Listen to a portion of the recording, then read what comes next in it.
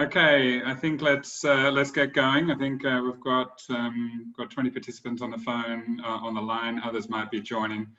So I'd like to welcome you to this this clinic, which is on financing social protection for future shocks. It's Clinic 1B of the conference. My name's Edward Archibald. I'm the moderator of this clinic. Now, the purpose of the clinic, which I hope you're all aware of, which is why you've joined it, it's an opportunity to ask questions and also contribute and answer questions that are posed on how to think through options for financing social protection expansions in light of future shocks. If you've been able to join some of the clinic sessions today, then you might be familiar with the format. If not, then it's an opportunity for you and for all of us to ask practical and technical questions that have been relevant for COVID, but also obviously this is the thinking ahead as well, turning COVID into an opportunity and what's next. So we've got here on the line a number of experts who I'll ask to introduce themselves in a moment. And we've got now 25 participants on the line. What the way that the session is going to pan out is that there are some questions that have already been posed on through a link which is in the chat. And the link is the Slido link. It's the second message in the chat. It's just been posted again. Thanks, Marina, so everyone can see it. It's a Slido link, and that has 9 or 10 questions on there at the moment. What I'm just going to spend the next 5 minutes or so doing is to ask everyone to go to that link and add any extra questions that they have that they would like to discuss in this session, and then we'll come back and start working through the questions together.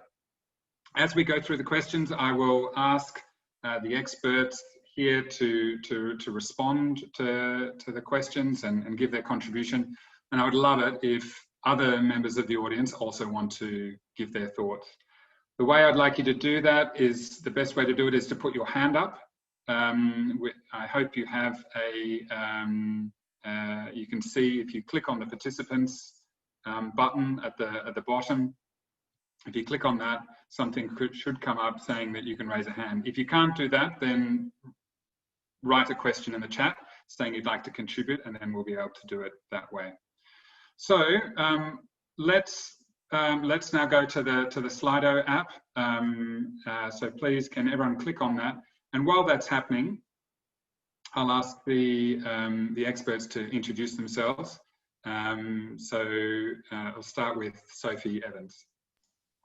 Hi, good morning, afternoon, evening, everybody, wherever you are in the world. Thank you so much for joining. I also joined the session this morning, so the 1A session as well. So it's really interesting to get the different perspectives in this afternoon session. I work for an organisation called the Centre for Disaster Protection, so I lead our country work there. It's a small organisation which Felix also is associated with, which works to understand how to better pay for, plan and respond to disasters, fundamentally because we believe disasters shouldn't be surprises. So whilst a lot of the work that we do focuses on how you pay for shocks, we're also increasingly working on understanding how to use the systems in place in each country to get money to beneficiaries when the shocks happen. So increasingly working on social protection issues and bringing our expertise of actuarial insight, hazard specialists, catastrophe risk modelers, insurers, and also humanitarians and governance specialists to bring to bear on that question. So really looking forward to the conversations today. Thank you. Thanks, Sophie. Karen, would you like to introduce yourself? Hi, hi everyone. My name is Karen. Thanks so much for having me. And I'm not, to start, I'm not a financing expert. I know a lot more about routine programs and how governments raise funds for those. So I'll be focusing on that. I work for Oxford Policy Management, where I'm a social protection expert. And I'm also here in my capacity as a space expert together with Daniel and Edward. Yeah, back to you. Thanks, Karen. Felix. Hi everyone, my name is Felix Lung. Thanks also so much for having me. I work as a consultant on risk finance. My background is in economics. As Sophie was saying, I work, for example, for the Center for Disaster Protection, but I also work for institutions like the World Bank, or together with Barry, or with the International Livestock Research Institute. I also very much look forward to this discussion. Thanks, Felix. Before we go to the last two experts, I just want to remind everyone and encourage them to go to the Slido link. We've had, I'm not sure if there's, it looks like there's been one extra question added. So please do, we're now up to 11 in total, 10 or 11. So please do add them if you wish. Also, feel free to turn on your videos, all the participants. You're welcome to do that. We'd love to see your faces. We can see some photos of people, and that's great, but feel free to turn on your videos. Thank you. I can see a couple now. Thanks a lot. While you're also doing this, the Slido, and while the last two experts introduce themselves, can you also now perhaps write in the chat and introduce yourself? So introduce yourself and you know what your role is, whether you work for an organisation or independent. So please do that as well. Just begin before I throw it back to the experts. In the Slido, what you can do, you don't have to just write a question. If you don't have a question, have a look at the questions and you can like them, which will move them further up the list, so we can see which questions have had the most number of likes, and therefore we get a sense from the participants what you're most interested in.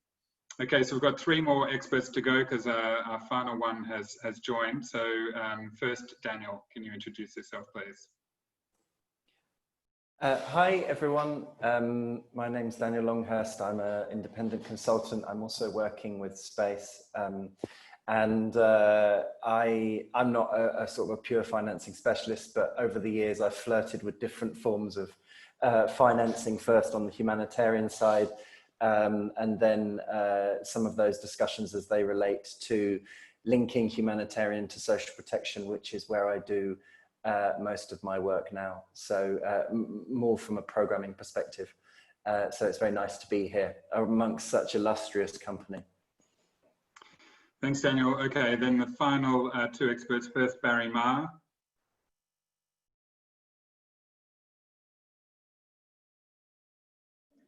Sorry, I was trying to unmute myself. Yeah, so morning, afternoon, colleagues. My name is Barry Marr. I work at the World Bank. I'm a risk financing specialist. So my background is an actuary. I worked in Lloyd's of London in a reinsurance syndicate before joining the bank. I work on a range of risk financing issues in the Africa region with governments. But I think in particularly, I've been working on the financing side of setting up shock responsive safety nets. So I've done quite a lot of work on this in the Horn of Africa and do more now in the Southern Africa region. And I've worked with kind of, people like Felix and others on the panel. So looking forward to the discussion. Thanks. Thanks, Barry. Final expert, welcome to Stephanie Allen. Stephanie, can you introduce yourself, please? Hi, everybody. Sorry I was a little bit late. I'm Stephanie Allen. I'm actually a colleague of Karen's. I'm also from OPM, but I'm the yin to her yang. So she's more on the social protection side, but I'm with the public finance team at OPM. Have done a little bit on social protection, but only indirectly. And have worked with the centre on DRF issues.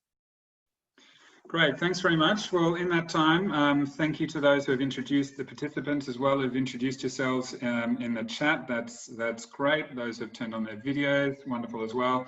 And on the Slido now we have, I'll turn to that. Now, in terms of, just as I said, in terms of contributing, I'll ask the experts to speak, but for those in the audience, please do speak. I think the raise hand function might not work, so just unmute yourself and talk at some point, or wave at the camera, or send a message to me. Or to everyone. That's fine. So let's go to the first question.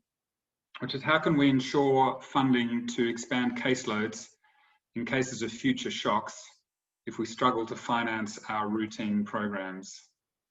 So which of the experts would like to have a go at that first? Barry, I think you were saying you'd like to speak first, so wait to Barry. Yeah, I'll have a crack. I'm sure other experts will jump in. This is an excellent question, and it's one which I have discussed and debated with a lot with colleagues in the bank, particularly social protection specialists. And this is something that they raise with me regularly. I mean, why are we thinking about setting up a shock responsive system and all the administrative load that entails? You know, it's not easy to have a safety net which responds to shocks that the systems need to be able to flex, which is not trivial.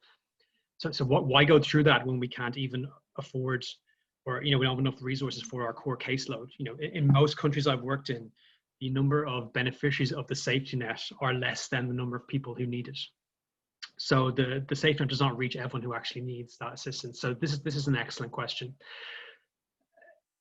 So yeah, a few kind of observations. I mean, you know, ultimately, if you want to finance a core safety net program, it's a question of advocacy. I mean, you need to advocate to the Ministry of Finance or the Ministry of Planning that in terms of the scarce resources which they have available, and remember, every line ministry wants more money from their perspective.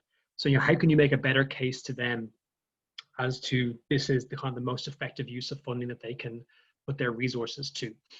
So I think this kind of, you know, it often kind of boils down to this. I mean, the other point I'd make is that, you know, you see this a lot when working on risk financing. You know, it's cross-sectoral, so it impacts multiple sectors, not just, I suppose, social protection sector, but, you know, often, I suppose, ministries of finance, they're very interested and, I suppose, excited by financial sector issues. I suppose risk financing can often act as a bridge. So, you know, it translates kind of, you know, social protection issues into kind of a language which Ministry of Finance kind of understands, which is, you know, financial, like talking in financial terms. And it can get ministries of finance excited, you know, about the social protection agenda. So, I mean, I've seen this directly in both Kenya and Uganda, where I've worked with the governments there setting up their programs. We've set up shock responsive systems, I think, before the Ministries of Finance there, that they knew of the systems, of course, but they weren't directly involved in their implementation.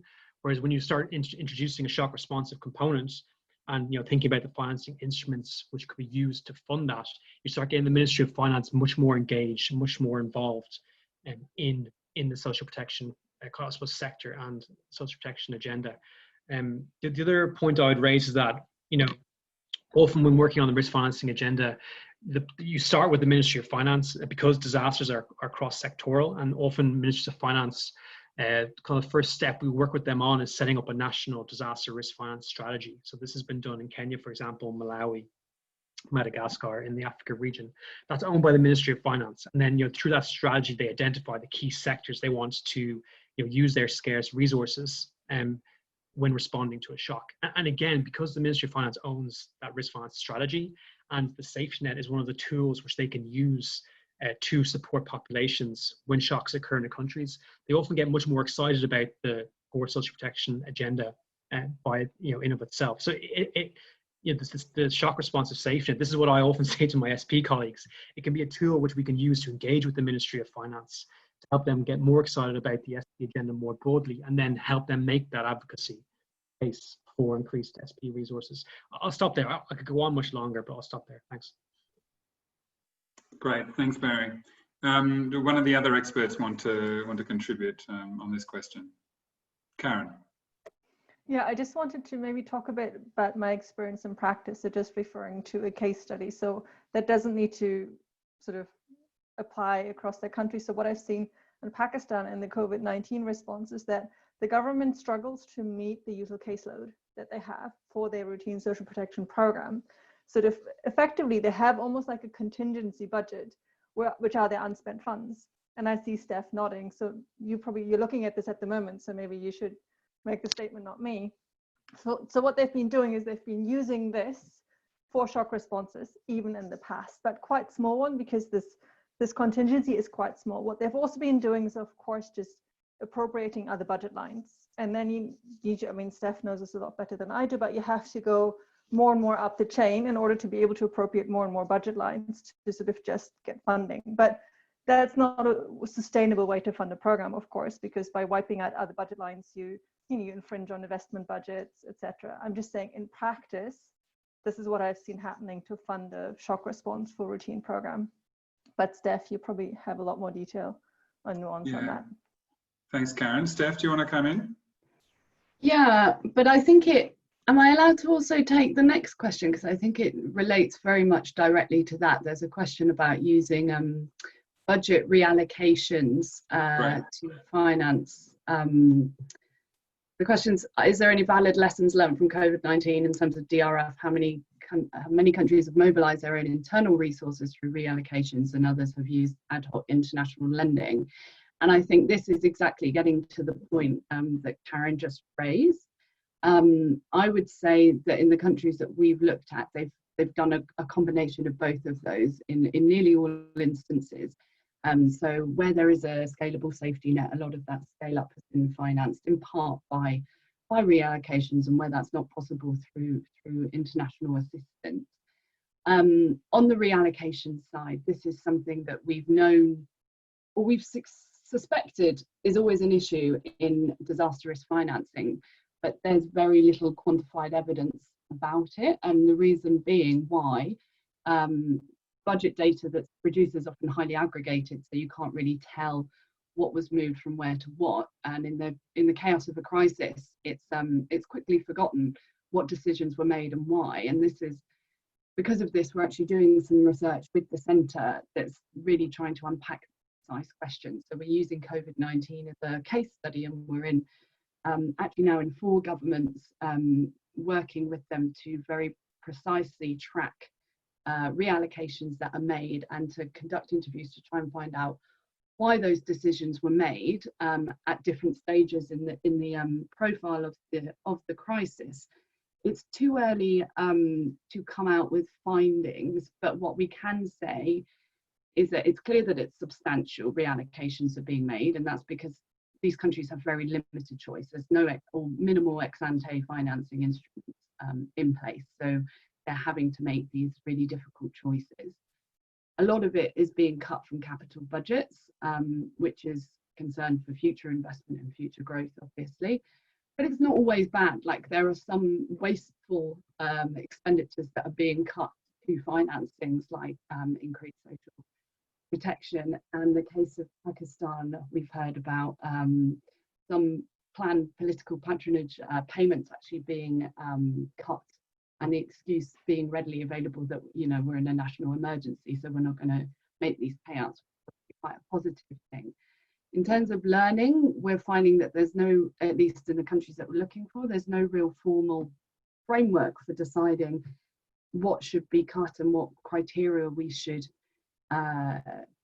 consider during that process. But that's something certainly that we're hoping our research will be able to support. And I should say the last thing that we're really excited about by this research is we're not just saying, okay, how much was cut, but we're also going to try and estimate what was the impact of that. So what was the opportunity cost from not having those investments, from, you know, cutting an education budget or cutting other parts of the health budget, etc. And through that, we hope to make a better case for why the return really on pre-arranged disaster risk financing instruments. So sorry to use this for a plug for our own work, but I think it's quite relevant. No worries. Thanks, Steph. Felix, go ahead. Thanks, Edward.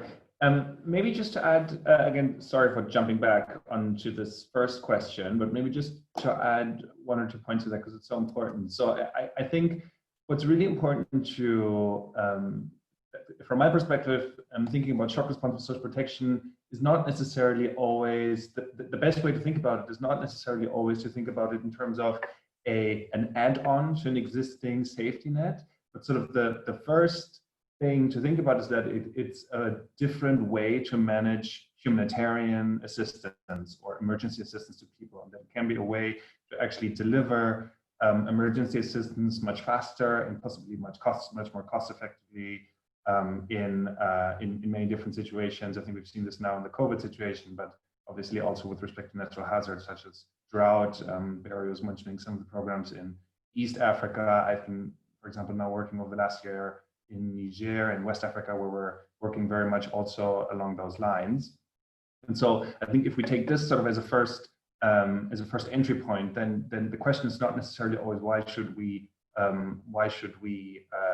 change or reallocate funding within our within our SP funding, but actually think about it's a different source of funding that we're trying to spend more effectively, which is humanitarian and emergency response funding.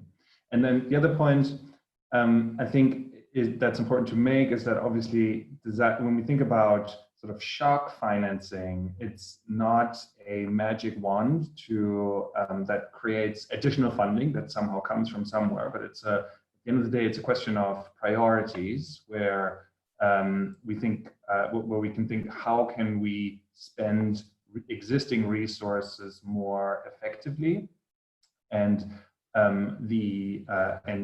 some disaster financing mechanisms can be used to do exactly that, to spend money more effectively rather than raise funds. And then a final point, so some points have already been made as to sort of what some of the additional advantages are of having a shock responsive system or component added to an existing safety net in place are. But I think one thing that's also that can be a huge benefit in terms of adding such a component to an existing safety net on the ground is that you can create additional risk information. So you can create tools, for example, that observe proxy indicators for the occurrence of a particular shock, that can then also feed into early warning systems, that can feed into the broader DRM system, that can feed into better financial management decisions also at the Ministry of Finance level. And I think these are also things that can get stakeholders excited.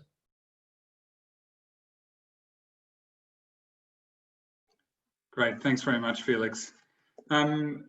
Do any of the experts or any of the audience members want to comment on either of these first two questions before I go ahead with the next question?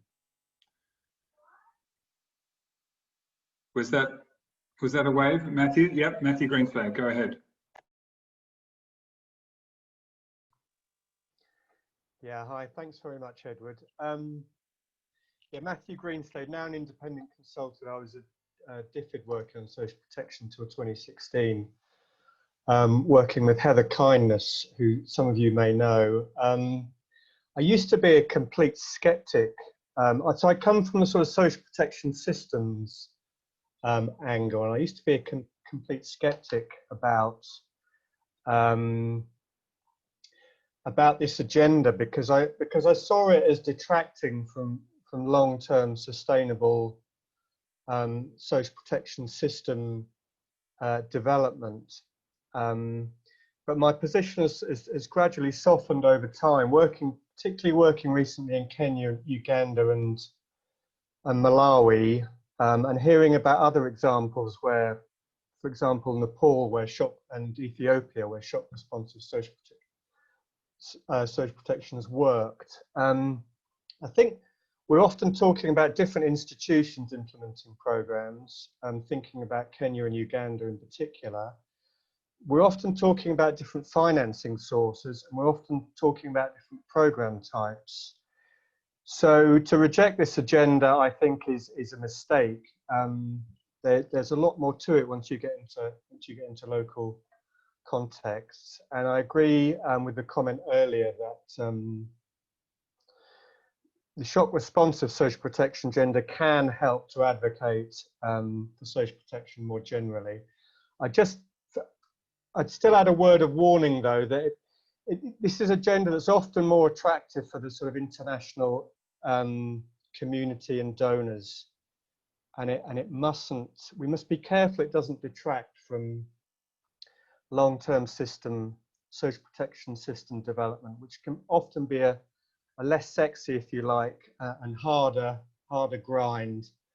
And it shouldn't also distort, it shouldn't distort in design either. where long-term system development often relies on simplicity for sustainability, if I can put it like that. So complexity can sometimes be it can be important to avoid. Thank you.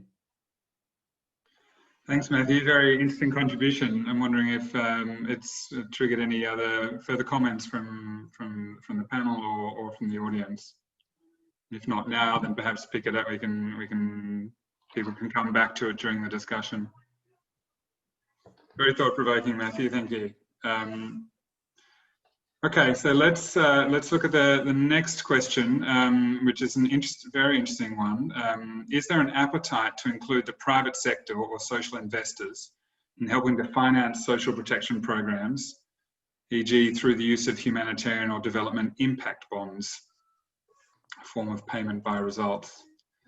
Who would like to go first on this? Sophie, I don't think we've heard from you yet. Yep. Yeah, very happy to, and I'm sure others can chip in. So I think Felix mentioned briefly some of the engagements that we're seeing, certainly with humanitarian partners in this space, and I'm sure many are on the line who are better placed to share those reflections as well. So I spent a bit of time working in the private sector before joining the centre, thinking through how alternative sources of capital could be brought to bear in these contexts, and insurance has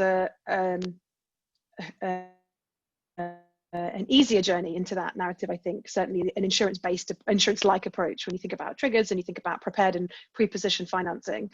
I think one of the real issues that that I've seen in my experience in thinking through how mechanisms like in impact bonds or social impact investing can support social welfare is really a disconnect between some of the dialogues.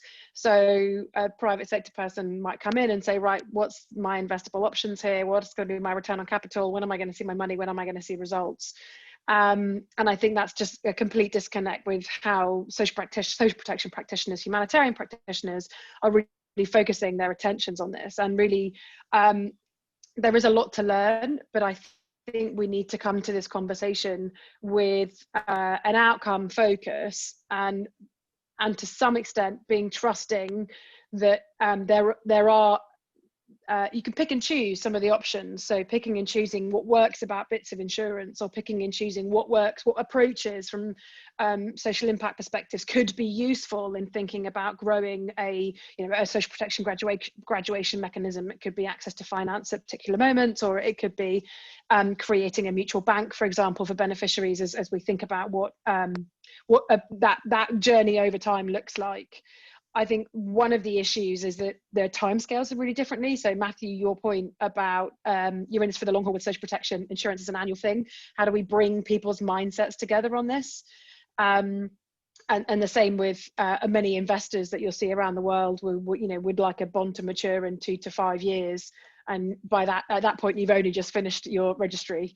So I think a lot of what we need to do is get some really good interlocutors between communities, people who are able to pick what works. And a little bit, I think, certainly from my experience working in public and private partnerships, is you just need the right questions. And you need to have really good advocates and really good agents on behalf of beneficiaries to make sure the questions are the right ones. I think one that we always see is, can I have a cat bond for that drought mechanism, please, in sub-Saharan Africa, because it hasn't rained for ages and we've got people who need relief. Or need a cash transfer, and the answer is, you don't need a cat bond to answer that problem. What you need is to understand the issue, and you need some analytics, and then you might need a financing solution. And I think there's a big job of the international community, and certainly that I see a role for the centre in that, in really doing that problem solving and setting. So it's not super technical experts over here talking to super technical experts over here, and we're missing each other in the middle. It's bringing those communities together around a shared problem. And so I think context is key in a lot of this. But when we're talking about, a bond is really cool and let's do one because that, you know, helps donors and it's wicked and we can create a great press release around it. Like what bits of a bond do you want? Or do you want access to capital when the bad thing happens? Okay, there's 6 ways to do that, which is the way that's going to work for you. And that just requires having the right team in place and having the right teamwork and the right parties in the room to have those conversations. Many of you will have navigated those complex landscapes before as well. So don't throw out the solutions just because they might not work, but let's be really pick and choose for the right context. And a lot of that is upskilling everybody to understand that you might want a bit of that and a bit of that one, and let's bring them together. Great, thanks a lot, Sophie. Excellent. Any of the other experts want to chip in on that? And if not, what about, yes, Felix, go ahead. I can just maybe say, just very briefly commenting on sort of the use of maybe private sector capital also for scalable social protection solutions. So I think for that, and Sophie already alluded to sort of use of insurance for some of these systems, but I think for that, one also has to be realistic, and this goes a bit back to the point that Matthew was making, that in many places we're just not there yet. So in many places there is a lot of work to be done on the ground in order to actually sort of create and institutionalize scalable systems that work before you can think about sort of longer term and especially more innovative and complex financing solutions. So I think that's to some extent the reality that we also have to face. Thanks, Felix.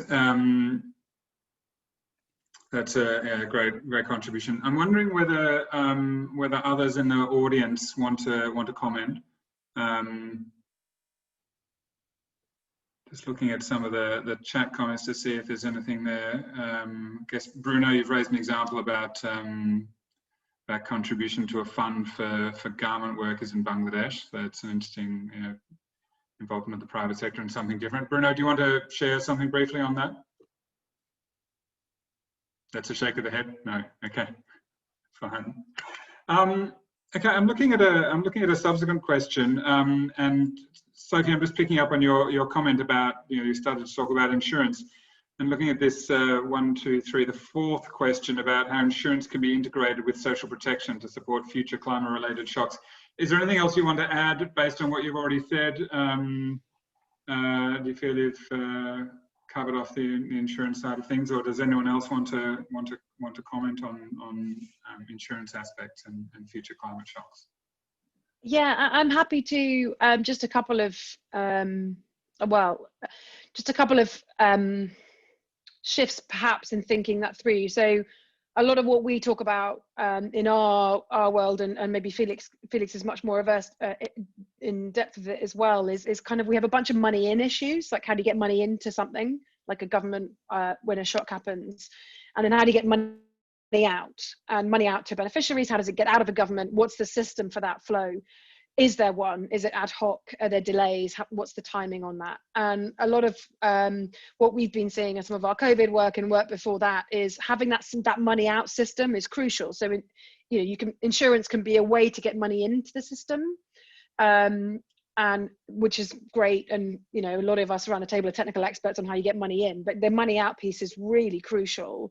And I think I would just hazard using insurance as a catch-all bucket instead, to say we want predictable, timely, fit for purpose, like sufficient money in the case of this shock. And we are going to use our social system, or our social protection safety net, or our welfare system to get the money to beneficiaries. And you all in the room will be like, right, we're going to do a cash transfer here, we're going to do something. I think we've got good evidence on both sides of that, or some evidence on both sides of it, more on the social protection side. And I think that's really how we should think about how funding and financing future shocks. That would be my framing, and in that respect, then the context is really, really crucial to understand, because I think that's going to be different in every space. I don't know, Felix, if you had I mean, Felix has just written a paper on this, so he's probably a better place than me to. Thanks. I saw Daniel's hand come up as well. Maybe Daniel first, then Felix. Yeah, thanks. I just wanted to mention on this point, having worked on a resilience program that included insurance as part of the package when I was with the World Food Programme, some kind of points around the sort of programmatic aspects, and picking up on that last point about the role of insurance. You know, I think one of the things is identifying that it's designed to address, in the context of climate shocks, it's designed to address catastrophic loss. And so one of the things that we were really trying to emphasize as part of that program was that as a safety net, it's designed to come least and last for those very large shocks for which your other forms of protection are not covering you. And therefore, when you're working with very vulnerable communities, you need an integrated package that helps them address other risks and other shocks first in a cheaper and more effective way, like cash transfer programs, like building the asset base, and other forms of intervention from the government and international community, before you start looking and speaking specifically as insurance as a response to climate shocks. Another thing was when we were working with beneficiaries directly, the importance of involving them constantly, especially in the design. So we had a rain-based parametric insurance, and that was it was really important working with them on how you design the windows, the triggers, so that not only they understood it, but they also helped us kind of translate those messages, including to the private sector, including to the government, about why this was important and how it functioned in the simplest terms. One of the things that came up was that there isn't, getting over this idea that there isn't a one-to-one return with paying an insurance premium, you know, that you don't put something in every year and get something out every year, you know, these kind of things, and how you actually translate that problem to someone who is very poor and has a lot of expenses and is already taking a lot of risk, and how you can also through the program design help them cover that risk was another interesting problematic. And the last thing I'd say is kind of going back to Matthew's comment. It was a good one. I think one of the things I just wanted to finish on is that obviously social protection is shock responsive anyway, by design. It's just that we are expanding the conversation about which types of shocks it should address at what scale, now and in the future, taking into account climate change. So obviously, insurance has an essential role to play in that. And you could also argue that far from distracting from social protection's core business, you are making social protection fit for purpose for the drivers of vulnerability that the poorest are facing.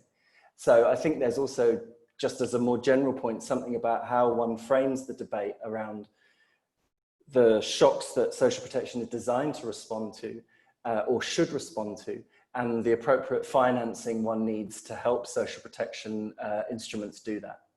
Thanks. Thanks, Daniel. Very, very interesting. Great comments. Felix, you're going to say something as well.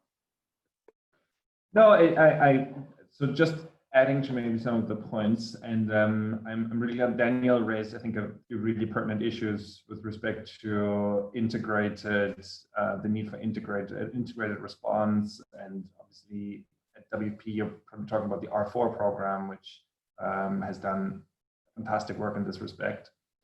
I think so. the first thing to notice about the question, I think, is that obviously there are already such schemes where insurance is being used to finance shock response or social protection. So you think about the African Risk Capacity that is basically dispersing or trying to disperse in many ways through safety nets and trying to scale them up in response to droughts.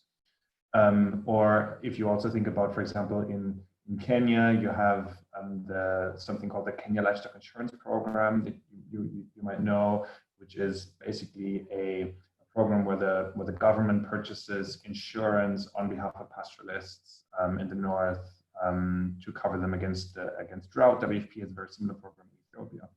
So there are already approaches like that. I think, there are. So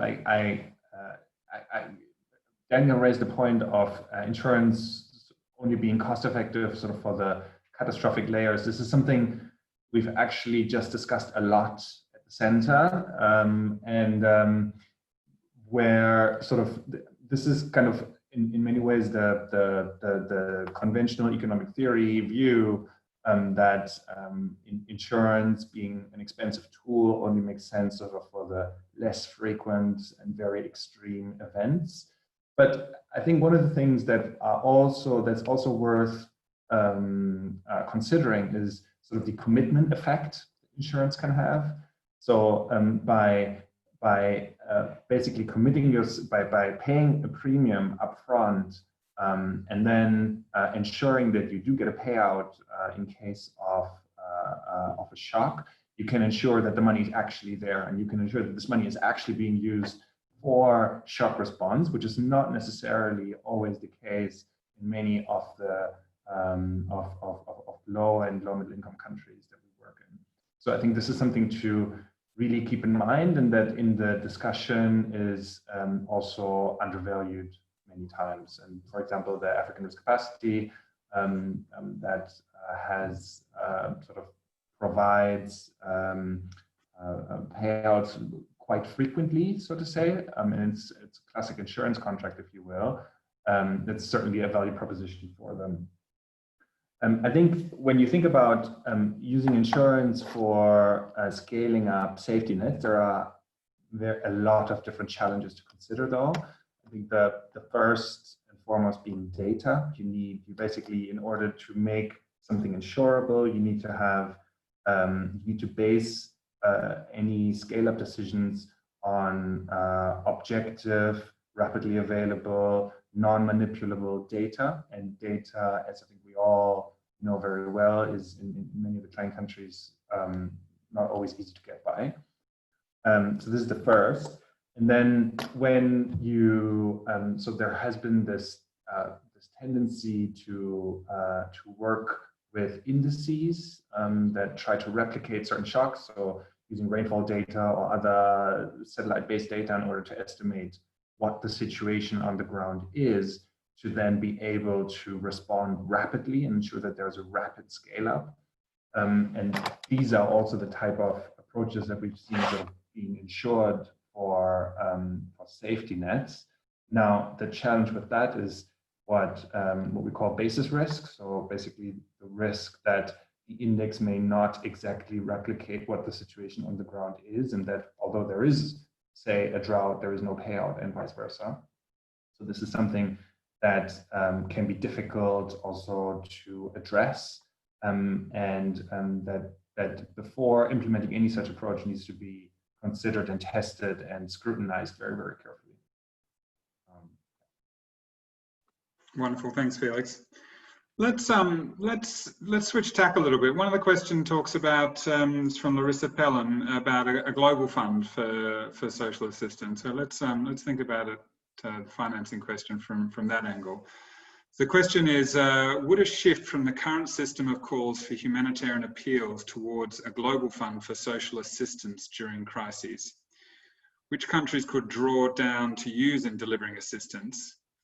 Would it be a viable way to provide more sustainable, predictable funding in some future shocks? So Who wants? Which of the experts wants to have a go at cracking this chestnut? Or one of the participants?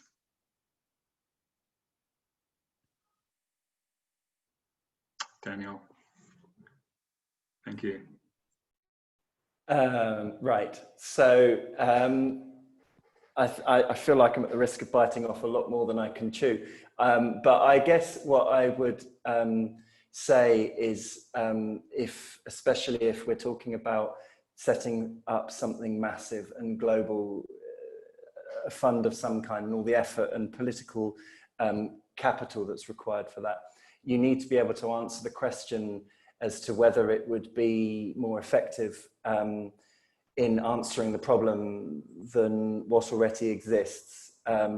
So in this case, can social assistance can a global fund that supports social assistance to respond to shocks do better than the sort of panoply of different country-based appeals, humanitarian appeals, and other mechanisms that are put in place now? I think no one is arguing that the current system is not fit for purpose, but it's about, I guess, whether social assistance in particular and a global fund for social assistance would be an answer to that problem. I don't necessarily think it would be. I think that in one key issue, and I will just limit it to one, is that at country level, in the poorest, most fragile contexts, social assistance coverage is extremely low. Capacity to deliver is extremely weak. That should be strengthened, but I don't think a global fund is necessarily the answer to that question. I think there are other answers to that question. Now, the bit where I'm going to go out on a limb is saying that I think that there are other mechanisms that can be introduced, especially at country level, you know, like within a program. The bank has, you know, several that it can draw on to reallocate funds and so on, like CERC, and then multi-partner mechanisms such as MDTFs and so forth. And I think that, multi-donor trust funds and so forth. I think that those, if you look globally, have received very, very little attention relative to their potential, and I feel could be discussed a lot more, including in fragile contexts, and the options as to how they can be deployed, even where, you know, governments may not necessarily be totally up to the task of running them initially. I don't feel like there's enough of a discussion about that across key partners. Thanks. Stefan Urban from the ILO, please come in. Excellent. Thank you, Edward, for giving me the floor. Just a few thoughts on this idea of a global fund. I think, first of all, I don't think that the aim of a global fund would be to replace the humanitarian assistance. And also, it's not mainly aiming at supporting countries during crisis, but to strengthen systems throughout a longer term period. So the Global Fund could support countries, providing them technical support, helping them to strengthen their social protection systems, to decrease the fragmentation of the systems that they have, and also moving away from this fragmented, often very much targeted approach to more like a universal coverage. And to help countries establish what we call the social protection floor. Of course, since I'm from the ILO, this is something I have to mention here. Yeah, it's and also what is important in the medium and in the longer run, and this is something what the Global Fund might be able to achieve, is once you have strengthened the national systems, once you have strengthened the ownership of these systems will be then also better positioned to respond to shocks. they will be stronger. And even then, if you then help them with additional funding, with humanitarian support, then those funds can be also then more efficiently channeled through the national systems. I think this is what the idea of such a global fund would be well, I mean, there are several discussions on this, of course, but from the ILO's perspective, the idea is not really to replace humanitarian actions, but to engage more in the longer run. So to support countries, let's say, throughout the next 5 to 10 years. And of course, whatever engagement the Global Fund would support, there should be also an exit strategy in place, so that over time, the support, especially the financial support to support benefit payments, would decrease. But the technical assistance part is, of course, that's critical, and that may continue throughout the entire period of such a support mechanism. Yeah, and overall, I feel that, of course, yes, when we talk about this humanitarian, about the humanitarian context, then often we talk about countries that don't have comprehensive and well-integrated systems in place. But somehow I feel that too often we focus on these safety nets, just looking at those parts of a system, even though even with the humanitarian funds that might be available in certain contexts, we can also focus on strengthening the system itself and strengthening the expansion of coverage, instead of just coming in with some targeted and limited approaches in terms of reaching those that need the support. And in some contexts, this is really more than just a small group, but more like the wider population. Yeah. Thank you. Thank you very much, Stefan. I think there's certainly more discussion that could be had on this topic. Larissa Pelham was unfortunately is about to leave. She was going to make a comment, but she's keen to engage further on this, and she agrees with Daniel on the need to better look at multi-donor trust funds and probably more of a shift needed from the humanitarian side as well. So small little comment that she's made to me in the chat, because we're hoping she was going to be able to comment, but she's had to head off for family duties. We've only got 5 minutes left. There's one more that I would like to just quickly raise, and it's on fragile and conflict affected states. Maybe if just the panel can quickly prepare themselves for that. While that's, Valentina's just posted the comment that I was about to make, which is that we're not able to do justice to all the questions, we're not able to answer them all, but we do have a discussion forum and a Google Doc, which is has the questions in them, has a number of the questions in there already, and we will add the ones that have come through this clinic. They will be answered over the next couple of days before the conclusion of the conference by the experts. So if we haven't got to your question yet, I'm really sorry, but we will be able to answer it. So perhaps just a minute or two from some of the experts on the fragile and conflict affected states question, which is, what viable DRF options exist in fragile and conflict affected states that can help make social protection more shock responsive. Sophie, were you wanting to go? No? Yes. I'm happy to, but I think others are probably better placed. I think our general policy in terms of things like insurance and physician finances, that you need to have a reciprocal party that is able to plan.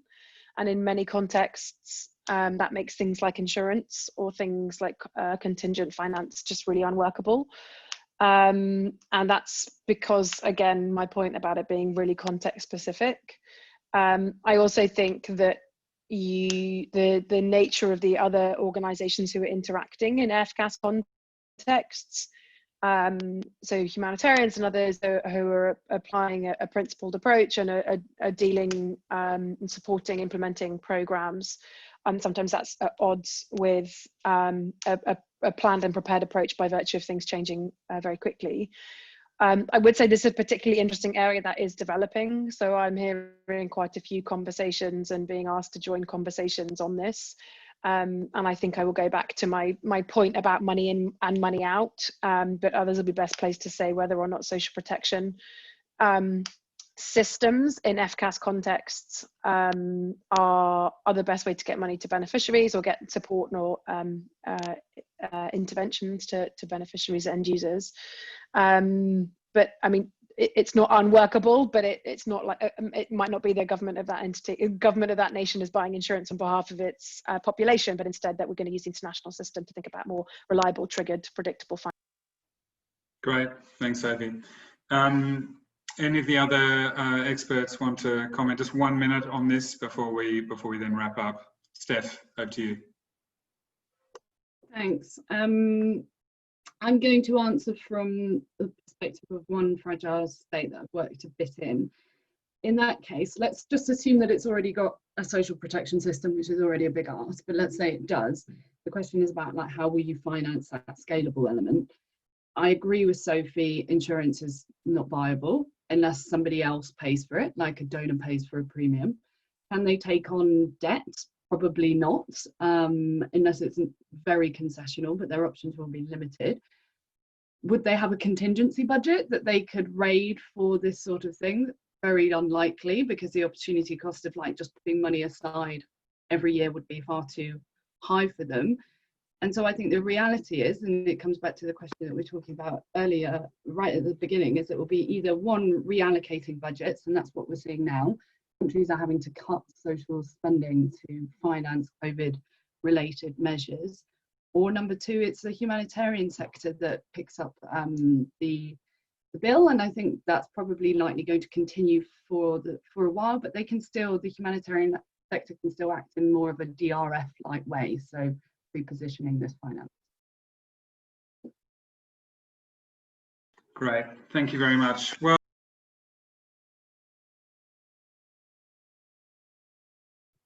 I think you're muted. Yeah. 30 seconds, Daniel. Go ahead.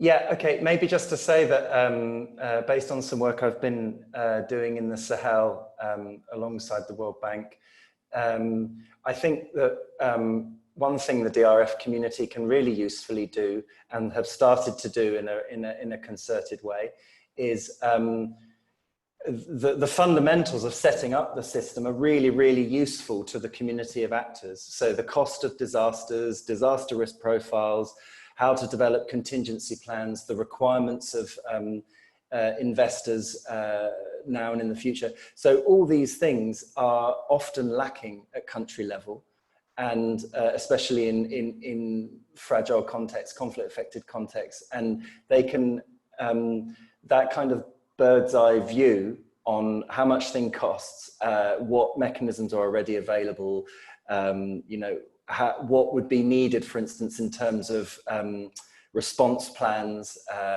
who would do what where. I think those things would add a lot, and it's something that the DRF community brings. It's increasingly offering in places across the Sahel, for instance. So it kind of lays the basis for the discussion. Great, thanks very much, Daniel. Well, and thank you to everyone. We need to wrap up there because it's on the hour now. So a couple of things. First of all, as I mentioned, the questions will be addressed in the Google Doc, so please go back to there and contribute yourself. The experts will contribute, but you're welcome to contribute and make contributions there. We've covered a range of topics which I can't do justice to in 20 seconds. We've talked about the importance of advocacy. We've talked about asking the right questions, the importance of context, building systems and whether social protection is fit for purpose at the moment and what it should become. We talked about the expenditure of funds, not just raising the money, but also spending it. And we talked about things like not just raising more money, but what can we do with existing money and the prioritization of existing funds. So I'll wrap it up there. Thank you to the 6 experts that we had. Thank you to all the participants, and particularly those that came on and contributed verbally, contributed in the chat. Please come to more of the discussions, more of the clinics, the roundtables, the side events tomorrow. They're on some excellent topics, and thanks very much to you all and to socialprotection.org for facilitating this. Thanks, and have a good evening, good morning, good afternoon, good night. Bye. Thank you. Bye-bye. Thanks all. Bye.